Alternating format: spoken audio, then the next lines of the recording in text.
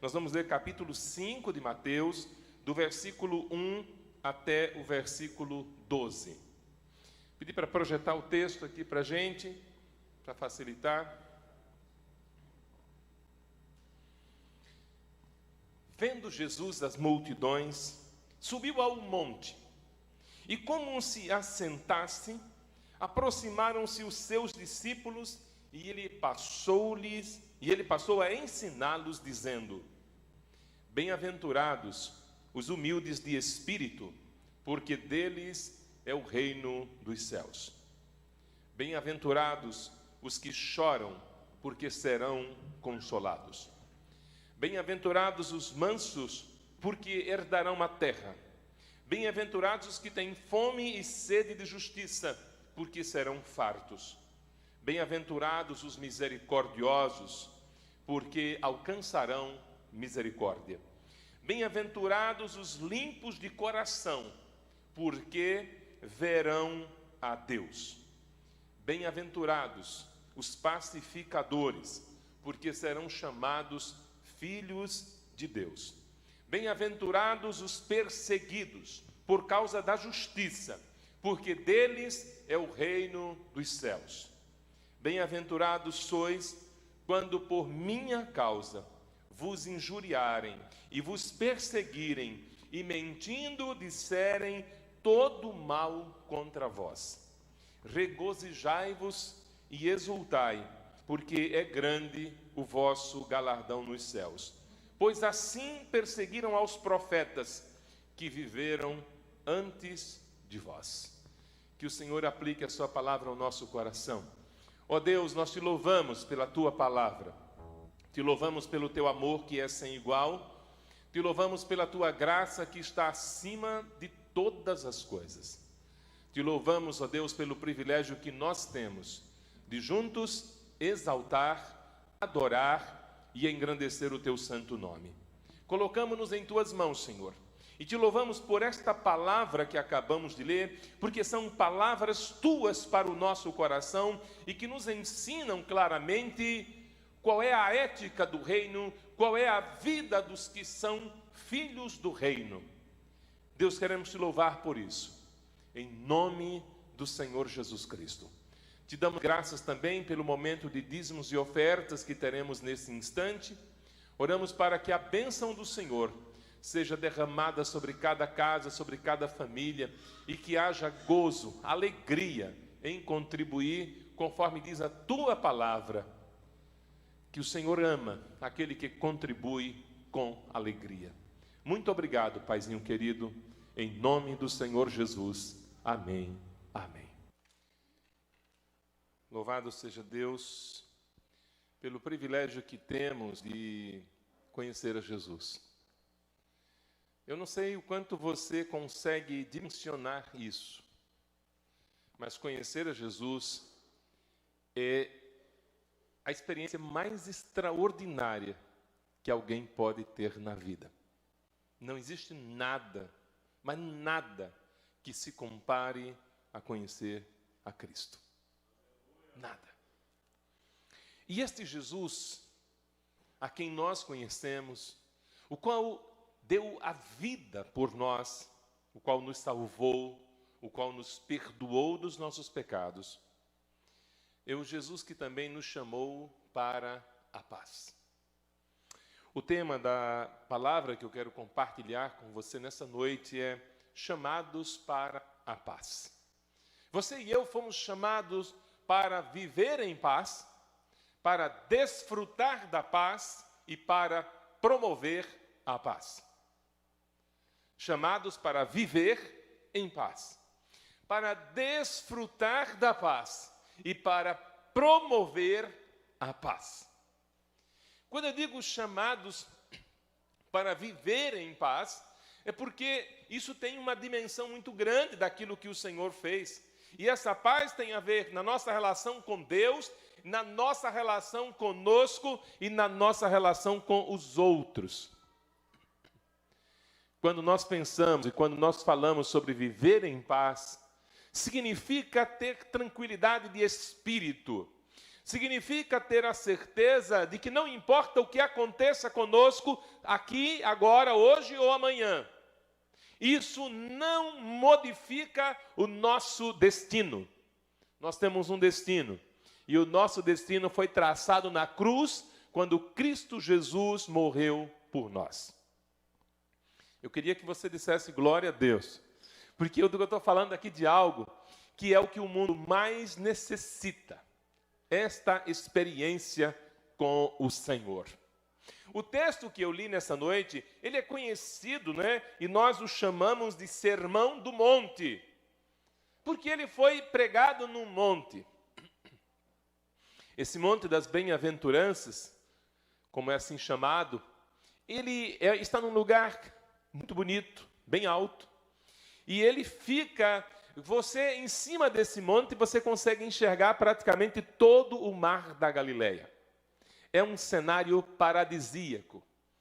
É como se você estivesse com todo o mar da Galileia aos seus pés. E a visão que você tem daquela região é algo que traz, até o próprio ambiente, traz paz ao coração. É algo quase que indescritível, a beleza que se tem a partir do Monte das Bem-aventuranças, quando se olha para a região sul e se contempla o mar da Galileia. Esses dias, uma pessoa que eu tive a oportunidade de conhecer, que mora lá, me mandou uma foto tirada no pôr do sol, justamente a partir do Monte das Bem-aventuranças. Uma foto linda, muito bonita, um cenário paradisíaco. E foi nesse ambiente, nesse lugar, que Jesus se reúne, né, com os seus discípulos, e a Bíblia nos fala que também havia muitas outras pessoas que estavam ali ouvindo as suas palavras. Se você ler o finalzinho do Sermão do Monte, você vai ouvir a seguinte afirmação: quando Jesus acabou de proferir estas palavras, estavam as multidões maravilhadas da sua doutrina, porque ele as ensinava como quem tem autoridade e não como os escribas. Versículos 28 e 29 do capítulo 7 foram os 2 versos que eu li agora. Então, a mensagem proclamada por Jesus foi algo tão extraordinário que impactou os seus ouvintes, porque eles estavam acostumados a ouvir muitas outras pregações, muitos outros sermões, mas muitos desses sermões estavam marcados pelo ódio, estavam marcados pela vanglória humana, estavam marcados pela indiferença, estavam marcadas por uma atitude belicosa, de guerra, de revolta e tudo mais. Chega Jesus e proclama uma mensagem que traz paz ao coração das pessoas.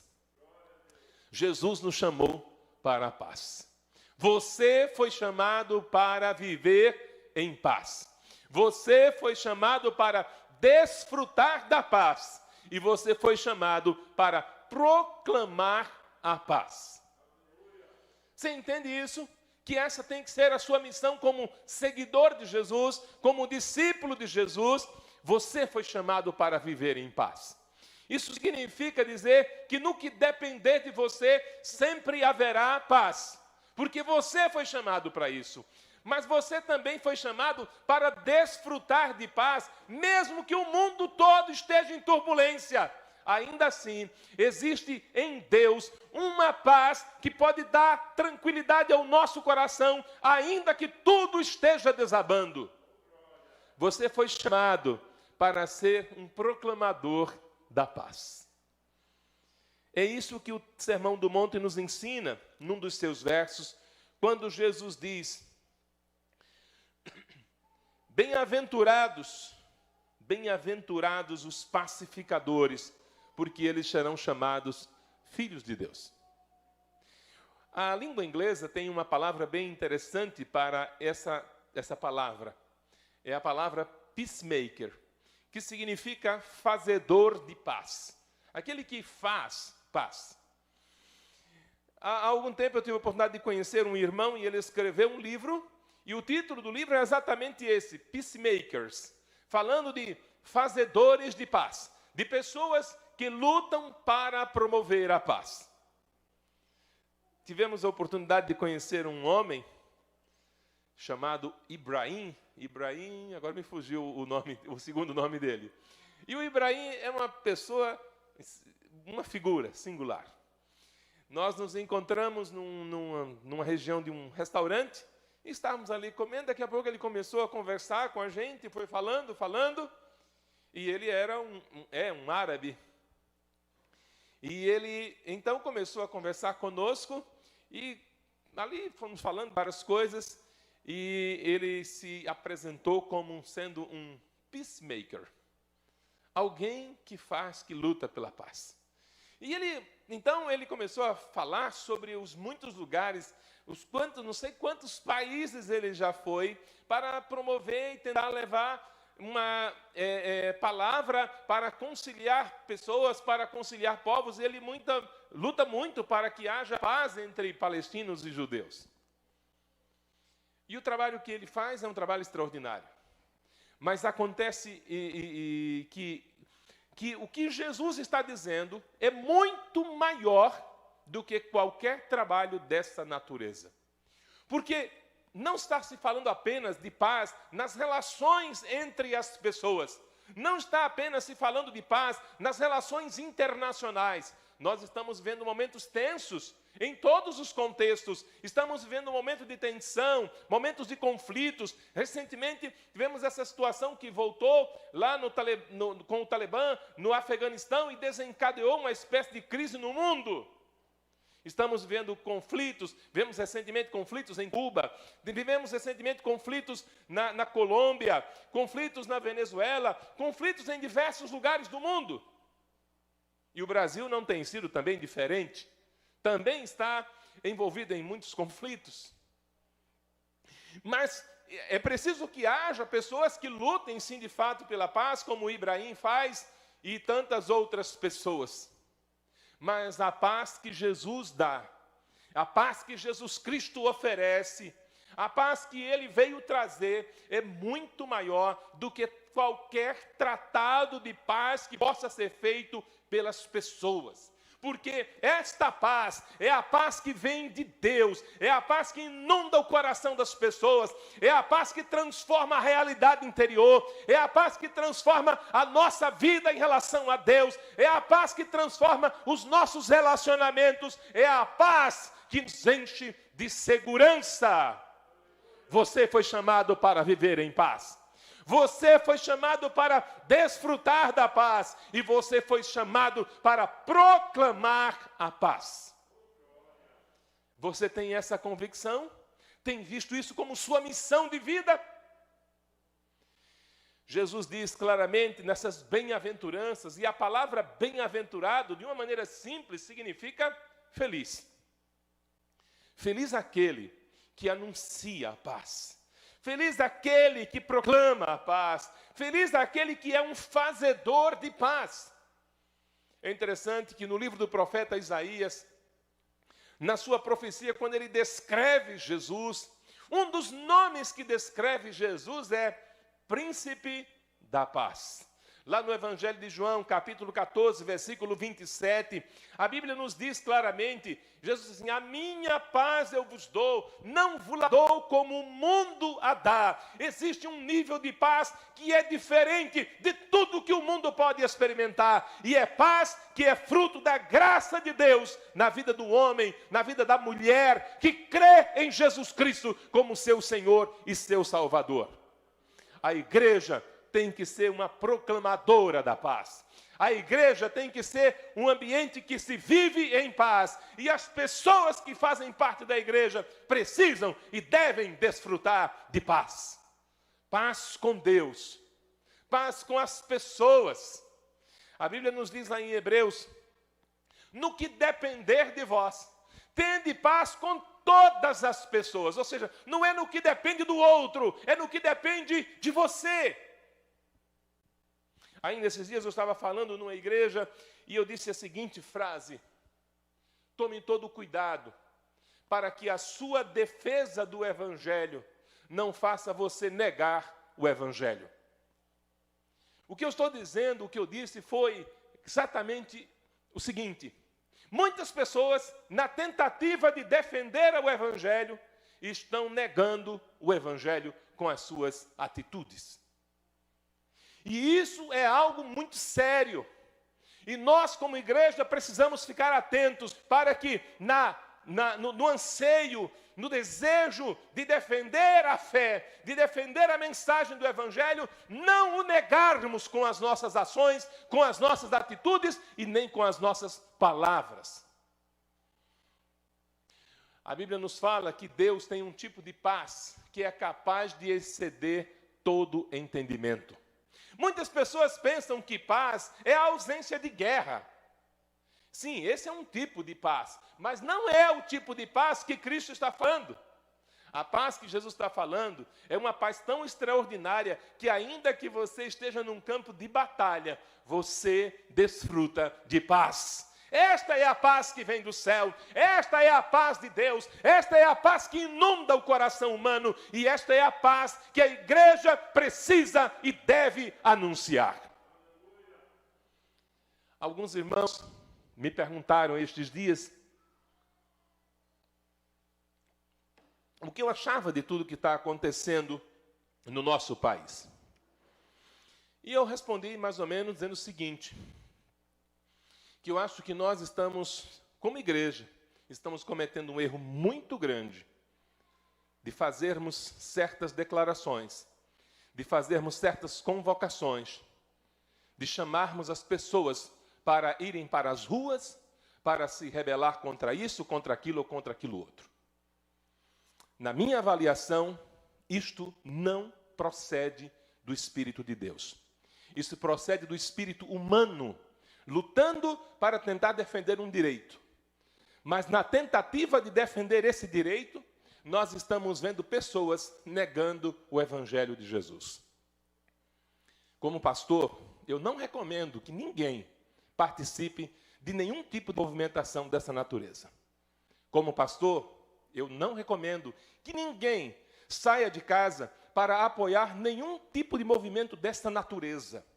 Isso não tem a ver com o Evangelho de Jesus. Se nós estivéssemos lutando por vidas, sim, poderíamos fazê-lo. Se nós estivéssemos lutando por valores do reino de Deus, poderíamos fazê-lo, mas não por questões políticas ou ideológicas. A igreja não pode se permitir, não pode se deixar tornar-se massa de manipulação na mão de ninguém.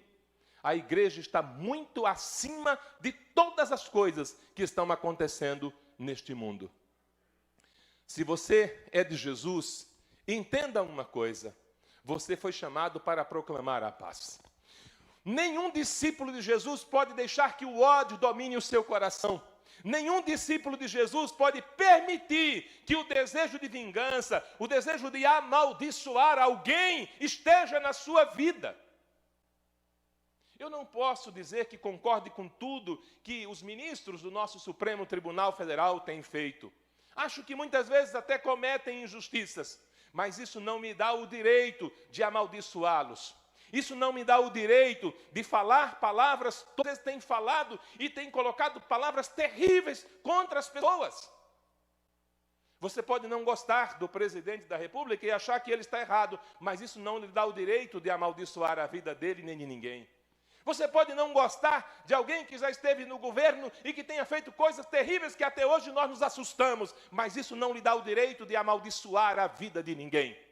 A Bíblia nos diz claramente que nós, como seguidores de Jesus, devemos abençoar as pessoas e não amaldiçoar. É isso que a palavra de Deus nos diz. É isso que as Escrituras nos ensinam. A Bíblia nos diz claramente que nós, como filhos de Deus, devemos orar por aqueles que nos perseguem. Você já pensou nisso? Você tem orado por as pessoas que têm perseguido você? Você tem orado pelas pessoas que estão perseguindo algum valor que você tenha no seu coração? A Bíblia nos diz claramente que nós precisamos ser pessoas que proclamam a paz. Como igreja, meus irmãos, nós não podemos cair nesta cilada demoníaca que está fazendo com que os crentes briguem entre si. Famílias estão se agredindo, perdendo os valores do evangelho por conta de ideologia política. Nenhum político merece este tipo de sacrifício. Nenhum. Seja de que ideologia for, nenhum deles merece. O único que merece um sacrifício grande é Cristo, porque Ele se sacrificou por mim, se sacrificou por você, deu a vida por nós. Por Ele sim, vale qualquer sacrifício, mas por nenhum político, por nenhuma ideologia, por nenhum tipo de governo, e nem por tampouco por nenhum sistema, seja ele de que natureza for. Eu fico muito triste quando eu vejo pastores fazendo vídeos e proclamando as pessoas para irem para as ruas. Pastores dizendo que se for preciso vão pegar em armas. Crentes dizendo que se preciso for vão entrar numa guerra civil. Isto não tem a ver com o evangelho de nosso Senhor Jesus Cristo. Deus nos chamou para ser proclamadores da paz. Deus nos chamou para viver em paz. Deus nos chamou para desfrutar da paz. Eu não costumo usar esse espaço aqui da igreja para falar, na verdade nunca o fiz, e não o faço, em defesa daquilo que eu acredito como ideologia política, etc. e tal. Porque isso não é espaço para isso. Estou falando desse tema nessa noite, porque estou extremamente preocupado com o que eu estou ouvindo e vendo. E as pessoas estão agredindo aquelas que dizem que não concordam com isso. Porque você não concorda, é porque você é isso, é aquilo e aquilo outro. Eu não concordo com isso, porque eu sigo Jesus. E quem segue Jesus não pega em armas. Quem segue Jesus não faz gesto de arminha. Quem segue Jesus não se coloca ao lado de nenhum político para negar a fé em Jesus e defender bandeiras ideológicas. Nenhum.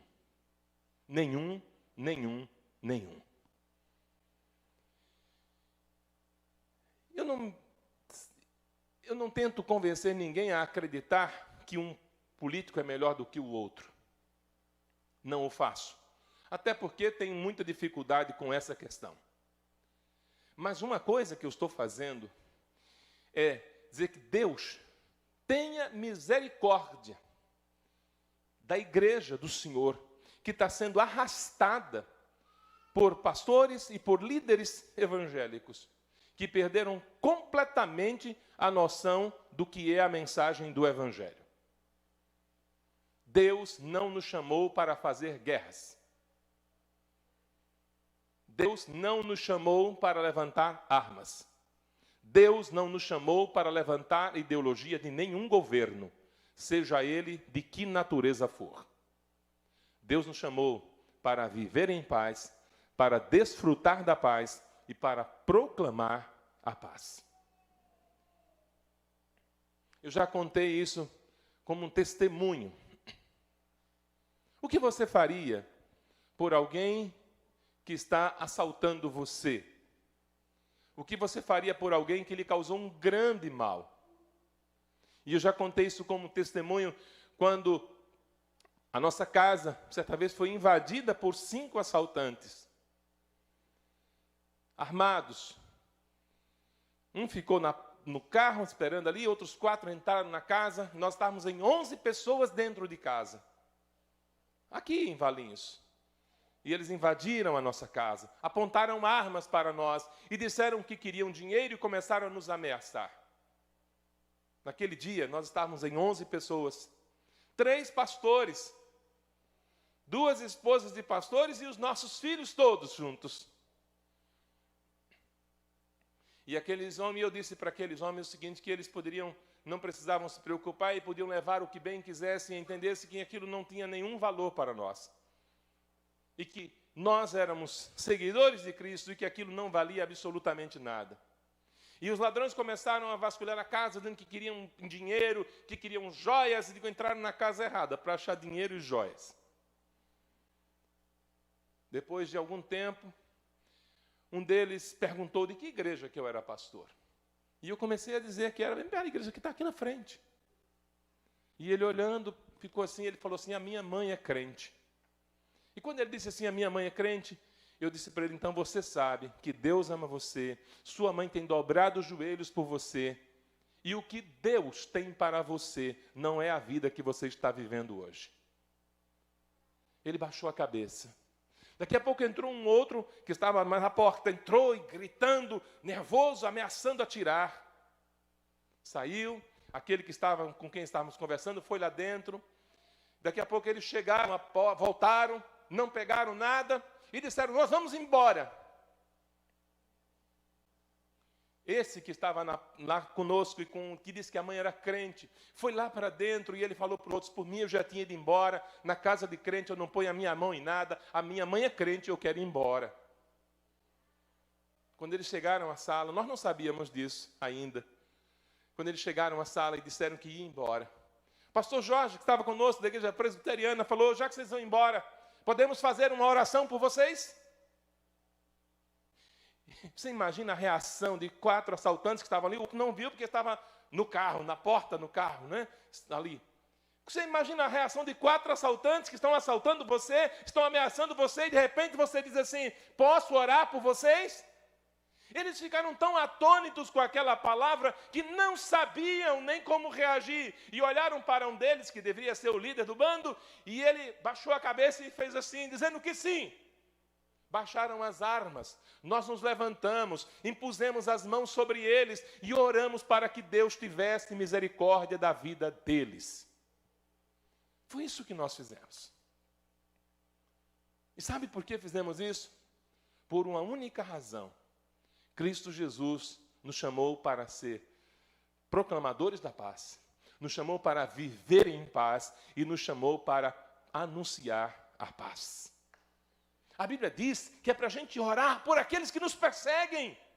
A Bíblia nos ensina claramente que nós, como seguidores de Jesus, não podemos aceitar nenhum discurso de ódio, nenhum discurso de violência. O mundo pode se revoltar contra a igreja, o mundo pode amaldiçoar a igreja, o mundo pode perseguir a igreja, mas ainda assim a igreja tem que expressar amor de Deus pelas pessoas.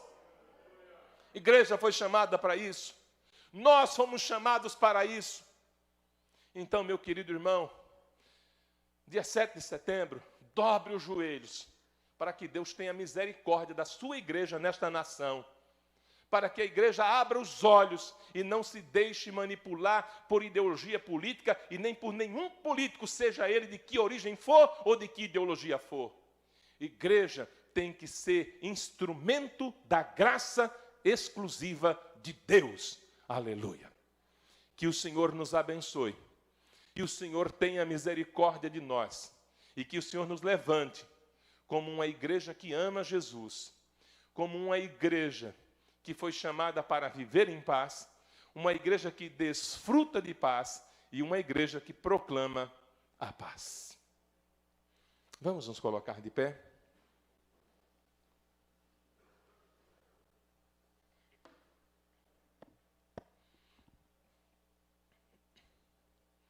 Bem-aventurados os limpos de coração, porque verão a Deus. Bem-aventurados os pacificadores, porque serão chamados filhos de Deus. Bem-aventurados os perseguidos por causa da justiça, porque deles é o reino dos céus.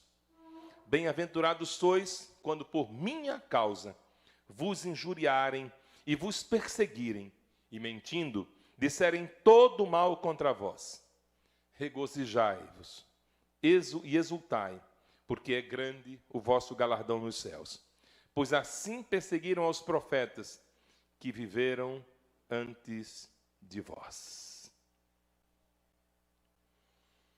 Ó Senhor, que tempo difícil, Senhor, nós estamos vivendo em nossa nação. Ó Deus, que nós acordemos enquanto é tempo. e que nós nos levantemos como igreja do Senhor, que nós nos levantemos como autoridade no nome de Jesus, para proclamar a paz, para viver em paz e para anunciar que Jesus Cristo é o príncipe da paz. Senhor, nós queremos ser instrumentos da tua paz. Ó Deus, que nós possamos ser como aquela oração de Francisco de Assis, onde houver discórdia, que eu leve perdão, onde houver guerra, que eu leve paz. Deus, nós queremos ser esse instrumento em tuas mãos. Deus, que nós sejamos despertados por ti, Senhor, e não caiamos nessa cilada terrível que está diante dos nossos olhos. Oh, meu Deus, tenha misericórdia, Senhor, deste imenso Brasil. Ó Deus, que todo intento maligno de promover guerras, de promover conflitos sociais, de promover discórdia, violência e derramamento de sangue, caia por terra em nome de Jesus. Deus, nós oramos, porque nós cremos que Tu és o nosso Deus e Tu és o príncipe da paz. Em nome de Jesus. Amém.